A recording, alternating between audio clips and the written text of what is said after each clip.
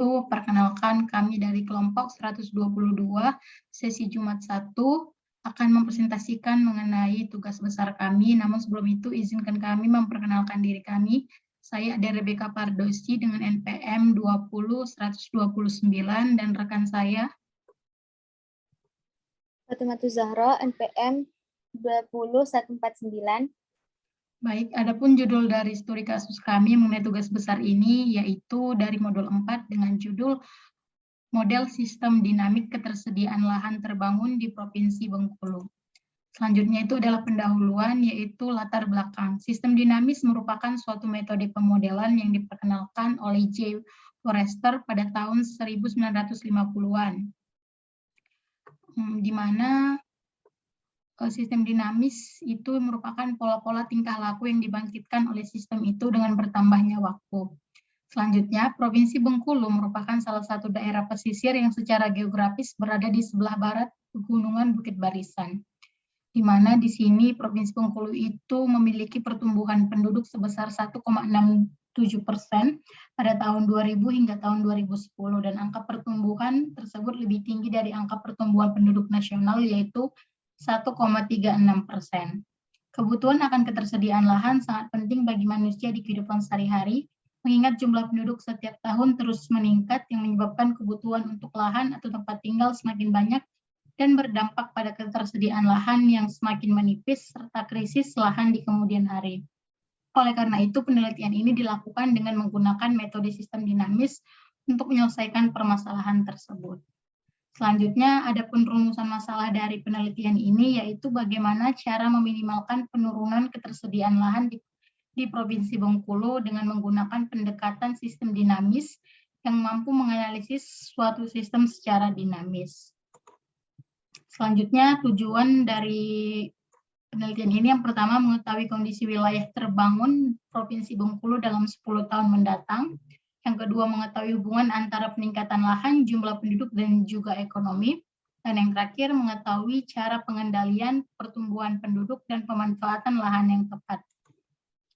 Ada pemanfaatnya. Yang pertama, dapat memperluas wawasan pengetahuan tentang simulasi dinamik, dapat mengendalikan pertumbuhan penduduk dan cara pemanfaatan lahan dengan cara yang tepat serta berguna.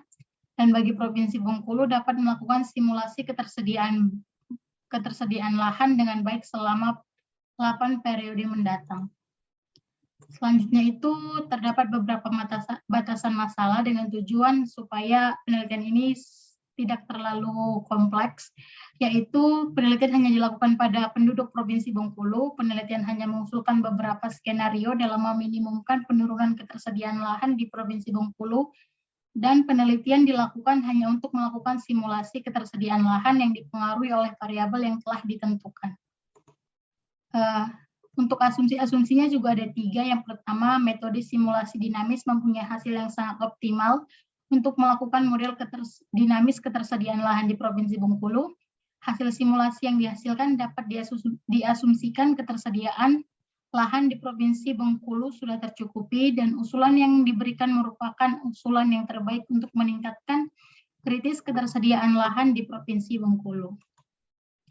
Untuk selanjutnya, untuk metode penelitian itu yaitu yang pertama itu ada waktu dan tempat, di mana dilaksanakan di Provinsi Bengkulu dari tahun 2007 hingga 2017. Untuk pengumpulan datanya ini ada tabel pengumpulan data. Di sini ada jumlah penduduk, angka kematian, kelahiran, angka migrasi masuk, angka migrasi keluar, dan faktor penekan wilayah terbangun. Untuk output software ini didapatkan dari software yaitu Stella yang akan dijelaskan oleh rekan saya. Untuk output software ini didapatkan dari software yaitu Stella yang akan dijelaskan oleh rekan saya.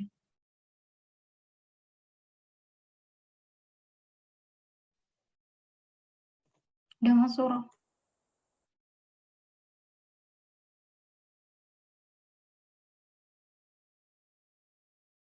Pertama itu membuat blog di dan yang kedua ini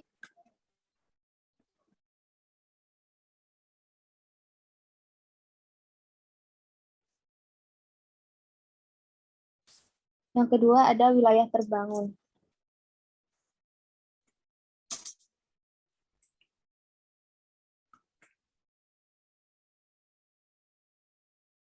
Kemudian dikasih flow-nya.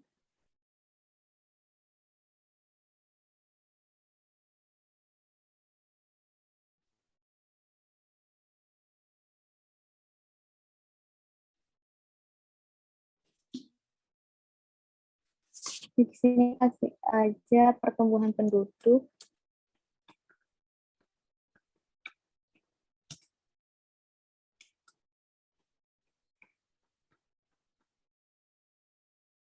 Kemudian ini penurunan.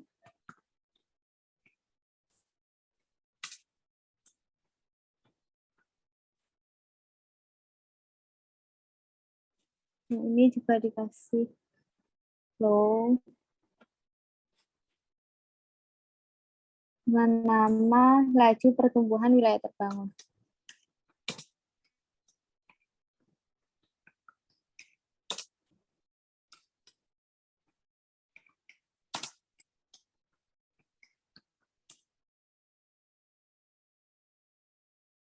Kemudian dikasih konverter.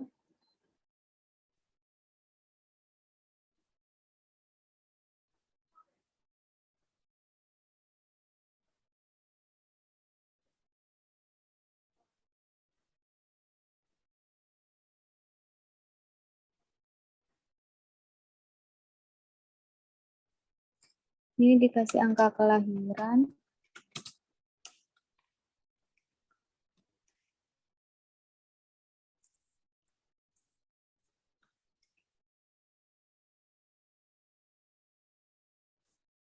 Ini angka kematian.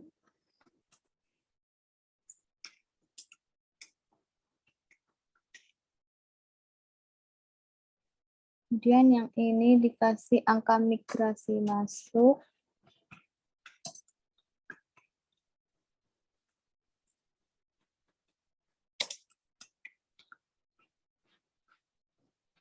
Kemudian angka migrasi keluar. Lanjut, di sini faktor penekanan wilayah terbangun.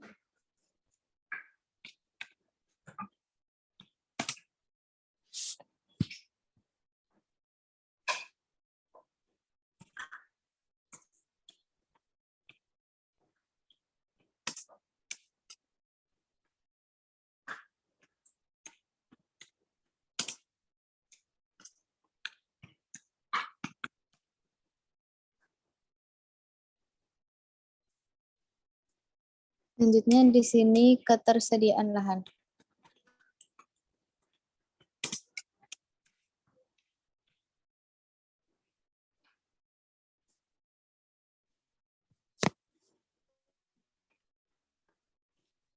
Kemudian dikasih action konektornya. Setelah itu ini dikasih action konektor, angka kelahiran ke pertumbuhan penduduk, kemudian penduduk ke pertumbuhan penduduk, ke penduduk juga ke penurunan penduduk, kemudian angka kematian ke penurunan penduduk, angka migrasi keluar ke penurunan penduduk, dan angka migrasi masuk ke pertumbuhan penduduk. Kemudian untuk wilayah terbangunnya yaitu faktor penekan wilayah terbangun.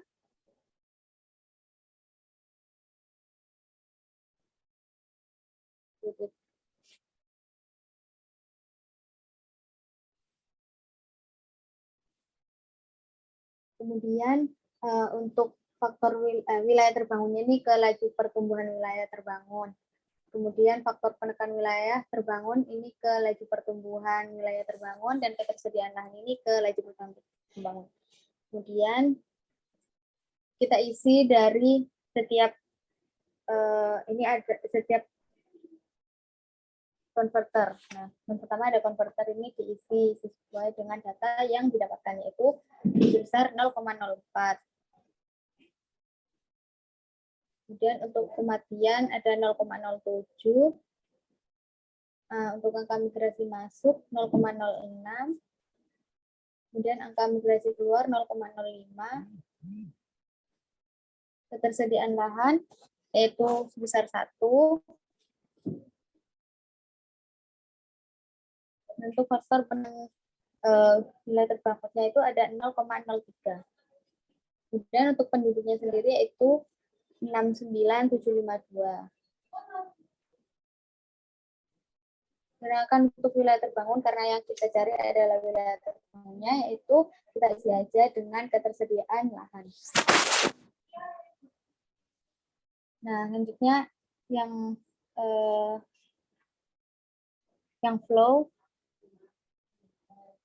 kita isi aja dengan angka migrasi masuk ditambah angka migrasi kelahiran, kemudian dikali dengan penduduk. Selanjutnya juga begitu, tapi di sini angka migrasi keluar ditambah angka kematian dikali dengan penduduk. Kemudian untuk yang laju pertumbuhan wilayah terbangun itu ada ketersediaan lahan dikurangi dengan faktor penekan wilayah terbangunnya, kemudian dikali dengan wilayah terbangun. Nah, karena udah terisi semua, maka selanjutnya itu kita pilih aja dengan yang grafik.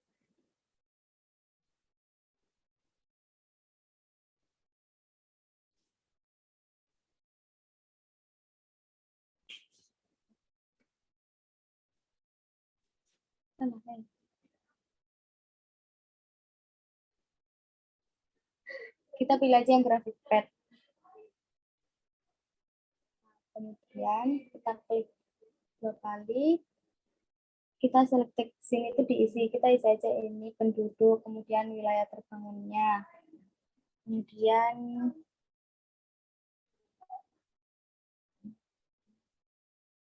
ada juga ketersediaan lahan.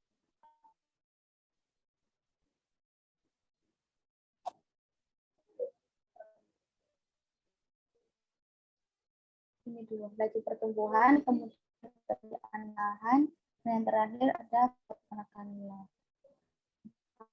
Oke. Nah, kemudian disematkan aja biar tidak hilang. Kemudian keran.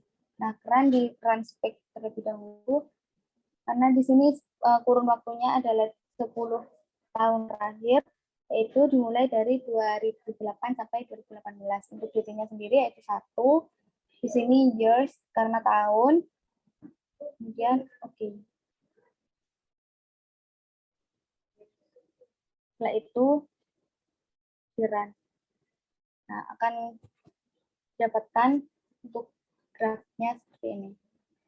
Lanjut dengan tabel pad.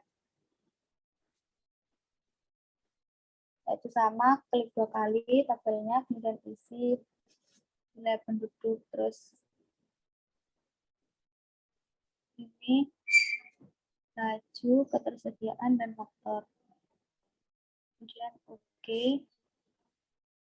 Disematkan serta hilang, kemudian run spec-nya juga itu sama, dimulai dari 2008 sampai dengan 2018, DT-nya sendiri 1, unit of time-nya years karena tahun, kemudian oke. Setelah itu run. Ini adalah hasil dari tabelnya. Lanjut penjelasan analisisnya.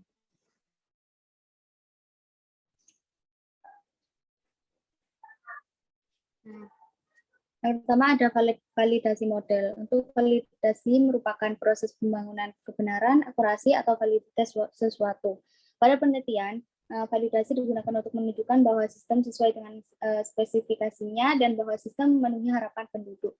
Sedangkan untuk verifikasi itu merupakan proses membangun kebenaran, akurasi, atau validitas sesuatu. Next.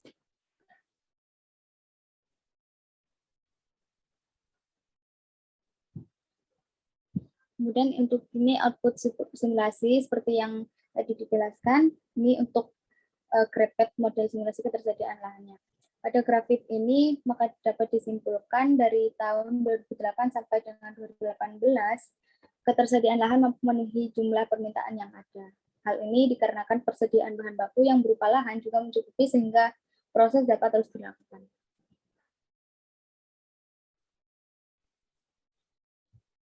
Selanjutnya ada table tab-nya.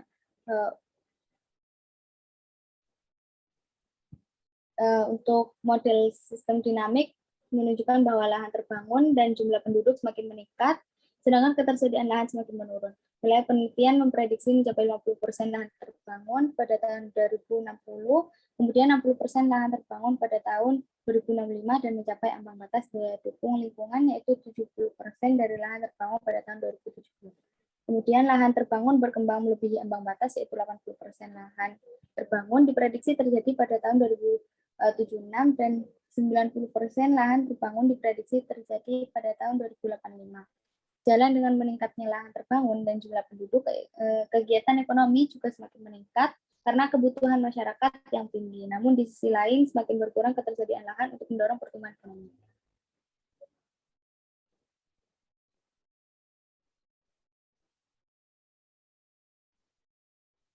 Selanjutnya ada analisa output. Persentase luas wilayah terbangun sebesar 80% dan 90% untuk menggambarkan secara spesial luas wilayah terbangun yang akan melambat dan menjadi sigmoid yang menunjukkan bahwa lahan yang terbangun sudah melewati ambang batas. Persentase luas wilayah terbangun sebesar 80% berada pada tahun 2076 dengan luas wilayah terbangun 946.369,39 hektar dan luas ketersediaan lahan 226.786,06 hektar serta jumlah penduduk yaitu mencapai 5.480.766 jiwa. Kemudian persentase luas wilayah terbangun sebesar 90% berada pada tahun 2084 dengan luas wilayah terbangun 1.051.609,18 hektar dan luas ketersediaan lahan yaitu sebesar 1.21.544,24 hektar serta jumlah penduduk yang mencapai 6.241.440 jiwa. Data menunjukkan bahwa peningkatan luas wilayah terbangun ini erat kaitannya dengan pertumbuhan penduduk yang tinggi. Meningkatnya jumlah penduduk maupun kegiatan penduduk telah menuntut bertambahnya ruang untuk mengakomodasi permukiman maupun bangunan-bangunan yang dapat mewadahi kegiatan tersebut.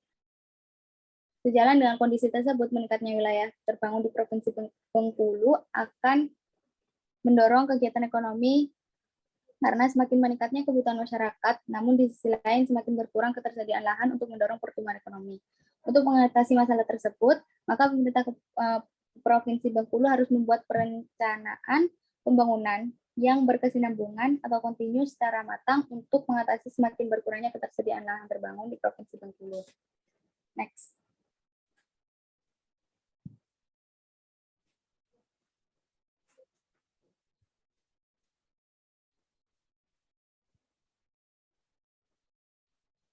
Kemudian ada kesimpulan. Yang pertama dijelaskan bahwa tutupan lahan berupa wilayah terbangun dalam kurun waktu 10 tahun terakhir selalu mengalami peningkatan. Berdasarkan hasil perhitungan luas wilayah terbangun di Provinsi Bengkulu tahun 2008 hingga tahun 2018 menunjukkan bahwa dalam kurun waktu 10 tahun luas wilayah terbangun telah meningkat dari seluas 10.147 hektar menjadi 28.904 hektar. Kemudian yang kedua, ada sejalan dengan meningkatnya lahan terbangun dan jumlah penduduk, kegiatan ekonomi juga semakin meningkat karena kebutuhan masyarakat yang tinggi. Namun di sisi lain semakin berkurang ketersediaan lahan untuk mendorong pertumbuhan ekonomi. Dan yang ketiga, pengendalian pertumbuhan penduduk dan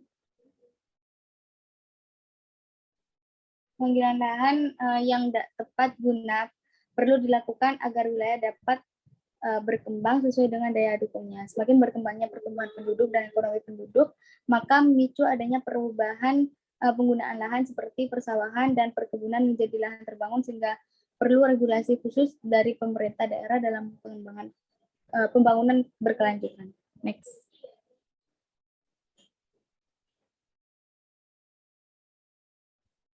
Dan yang terakhir ada saran. Yang pertama disarankan untuk mengikut data yang logis untuk mempermudah menganalisis output simulasi yang dijalankan.